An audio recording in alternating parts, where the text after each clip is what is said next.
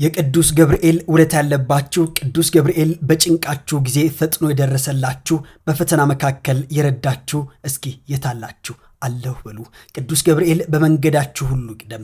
ቅዱስ ገብርኤልን ለምኖ ያፈረ ማናል? በእግዚአብሔር ፊት የሚቆመው ታላቁ መላእክት ቅዱስ ገብርኤል ሦስቱን ሕፃናት ከእቶነ እሳት እንዳዳነው ሁሉ ዛሬም ወደዚህ ገዳም የሚገሰግሱትን ከዲያብሎስ ሴራ ይፈታል። በበሽታ ለደከሙት ፈውስንም ይሰጣል። ዛሬ ለነፍሳችሁ እረፍት ለጭንቃችሁ መፍትሄ የሚሆናችሁ ከአዲስ አበባ 280 ኪሎ ሜትር ርቀት ላይ የሚገኝ የታሰሩት የሚፈቱበት የታመሙት የሚፈወሱበት ስለ ተአምረኛው ዘብር ገብርኤል ገዳም ስለተዘጋጀው መንፈሳዊ ጉዞ ልንገራችሁ። ይህንን ቅዱስ ስፍራ የሚረግጥ ሁሉ ጭንቀታቸው ተፈቶ የጠላት ወጥመድ ሁሉ ተበጣጥሶ በታላቅ ደስታ ይመለሳሉ።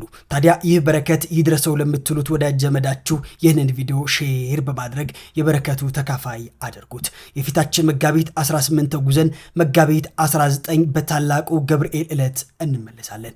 ወደዚህ ቅዱስ ገዳም የሚደረገው መንፈሳዊ ጉዞ እንዳይመልጣችሁ አሁኑኑ በዚህ ስልክ ቁጥር በመደወል ቦታ ማስያዝ ትችላላችሁ። ቅዱስ ገብርኤል በጭንቃችሁ ሁሉ ይድረስላችሁ።